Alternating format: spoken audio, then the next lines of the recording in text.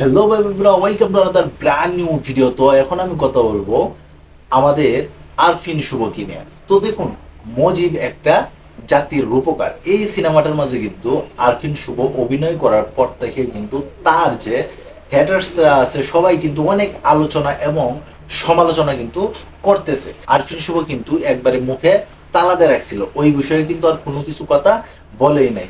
কিন্তু ঈদে কিন্তু আপকামিং আরফিন শুভর কিন্তু একটা নতুন সিনেমা আসতেছে যার নাম হচ্ছে নীলচক্র। আর সেটারই কিন্তু একটা টিজারও কিন্তু অলরেডি ইউটিউবে আপলোড করা হয়েছে। তো টিজারটা কিন্তু অনেকেরই ভালো লাগছে, আবার অনেকেই আবার বলতেছে যে জমে নাই। তবে যাই হোক, এবার কিন্তু এই মজিব সিনেমা নিয়ে কিন্তু মুখ খুলছে আমাদের আরফিন শুভ। তো ঘটনা যা হয়েছে তা বলতেছি, দেখুন।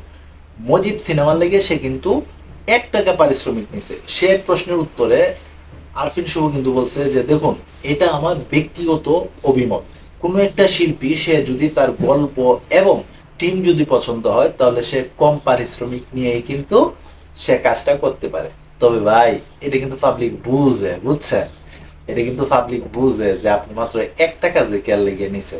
তবে যাই হোক, এখানে কিন্তু আরেকটা কথা উঠতেছে যে 1 টাকা পারিশ্রমিকের বিনিময়ে সে কিন্তু একটা প্লট পাওয়া গেছে গা। ওই বিষয়টা নিয়ে কিন্তু অনেক আলোচনা হয়েছিল, এমনকি সরকার যখন পতন হয়েছিল তখন কিন্তু এই বিষয়টা নিয়ে অনেক আলোচনা সমালোচনাও কিন্তু হয়েছিল। এবার সেই বিষয়টা নিয়েও কিন্তু সে মুখ খুলছে। সে বলছে যে গত বছরও নাকি একটা শিল্পী গোষ্ঠী 153 জনে নাকি প্লটের জন্য আবেদন করছিল, তার মধ্যে কয়েকজন পাইছিল। আর সেই সূত্র ধরেই কিন্তু আমাদের আরফিন শুভ ভাইয়া এই প্লটের জন্য আবেদন করছে, তাই সে প্লটটা পায়া গেছে গা। তো এই প্রশ্নটার উত্তরও কিন্তু সে ক্লিয়ার করছে। আর লাস্ট যে প্রশ্নটা সে আপনাদেরকে বা আমাদেরকে ছুড়ে মারছে, আর সেটা হচ্ছে যে আমি যদি আওয়ামী লীগের পক্ষে থাকতাম তাহলে আমাকে কোনো না কোনো একটা মিছিল বা মিটিং এ কিন্তু পাওয়া যেত, আমার কিন্তু সে জায়গাতে পাওয়া যায় নাই। তো এই বিষয়টাও কিন্তু আরফিন শুভ কিন্তু খুব ভালোভাবে বুঝাইতে পারছে। আমরা কিন্তু তার ওই ধরনের কোনো মিটিং মিছিলে আমি অন্তত পাই নাই, বা কোনো ফুটেজও পাই নাই। কেউ যদি পায় থাকেন আমার এই ইনবক্সে কিন্তু পাঠাইতে পারেন। আমার দেখার খুব ইচ্ছা, সে মিথ্যা বলতেছে না সত্য বলতেছে। তো এই ছিল এখন মতো ভিডিও। তো সবাই ভালো থাকবে, সুস্থ থাকবে, কাছের মানুষটা ভালো রাখবে। ধন্যবাদ সবাইকে। আল্লাহ হাফিজ।